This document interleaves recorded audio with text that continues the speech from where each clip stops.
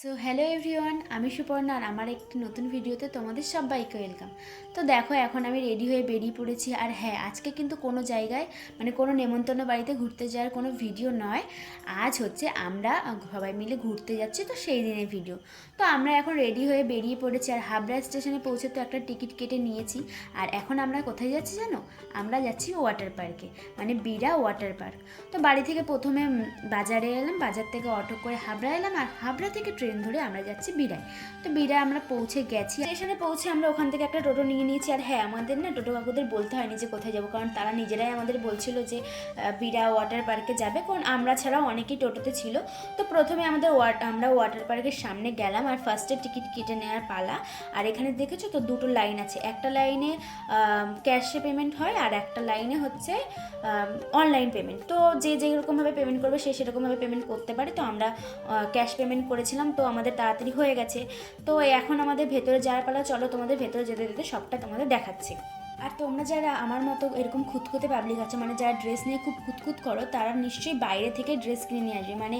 এই যেই ধরনের ড্রেস এখানে অ্যালাউ হয় সেই ধরনের ড্রেসই আনে। যেমন ধরো জার্সি টাইপের ড্রেস এখানে অ্যালাউ আছে, সেগুলো তোমরা বাইরে থেকে কিনে ফিটিংস করে নিয়ে আসবা। আমার মতো যারা খুঁতখুঁতে পাবলিক আছে তারা এরকম করবে, কারণ ভেতরের ড্রেস একদমই পছন্দ হবে না, এটা আমি একদম বলতে পারি। আমি কিন্তু সবার কথা বলিনি, আমার ড্রেসটা পছন্দ হয়নি, তাই আমি আমার নিজের ওপিনিয়নটা তোমাদের সাথে শেয়ার করলাম।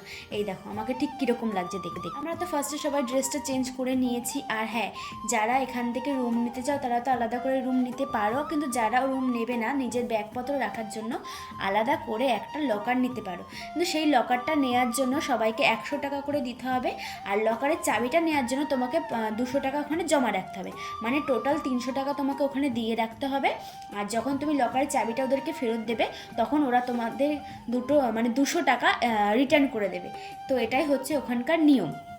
এই ওয়াটার পার্কে আমি আগে একবার এসেছিলাম, কিন্তু তখন জলের কালারটা গ্রিন ছিল, কিন্তু এখন দেখি ব্লু করে দিয়েছে। তার তো আমাদের খুশি আরো ডাবল হয়ে গেছে। এই খুশিতে লাফাতে লাফাতে নেমির অবস্থা ঠিক এরকম হয়ে গেছিল। আমি বললাম, থাক বাবা, এত লাফাতে হবে না, এবার চলো রাইডের দিকে যাওয়া যাক।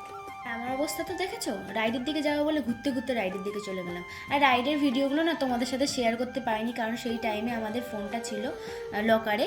কারণ ফোন নিয়ে তো রাইড যেহেতু চড়া যাবে না, রাইডগুলো চড়তে দুর্দান্ত লাগছিলো। যাদের হার্টের প্রবলেম আছে তারা অবশ্যই উঠো না, কারণ অনেকটা ভয়ও লাগবে। তো এখন আমাদের বাড়ি যাওয়ার পরে আমরা স্নান টান করে রেডি হয়ে গেছি। আর জানো তো গাইস, তোমরা যারা বিরার কাছাকাছি আছো বা দূরে আছো, তোমরা কিন্তু এই পার্কে ঘুরে যেতেই পারো। আর এখন আমাদের বেরিয়ে যাওয়ার পালা গাইস, তাই টাটা করে বেরিয়ে পড়লাম। বেরিয়ে আমরা ফার্স্টে আসলাম হাবড়া স্টেশনে। তো হাবড়া স্টেশনে এসেছিলাম, আর আমাদের তো প্রচণ্ড খিদে পেয়ে গেছিলো, সেটা তোমরা বুঝতেই পেরেছো।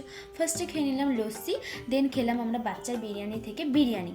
লস্যি খেয়েছিলাম, কিন্তু লস্যি খাওয়ার অভিজ্ঞতাটা আমার খুবই খারাপ হয়েছে, কারণ লস্যি খাওয়ার মুড তখন ছিল না। তো তারপর বিরিয়ানি খেয়ে নিলাম, কিন্তু বিরিয়ানি খাবো খাবো করেছিলাম, কিন্তু পুরো বিরিয়ানিটা খেতে পারিনি গাইস। অল্প একটু বিরিয়ানি আমি আবার নষ্ট করে ফেলেছিলাম।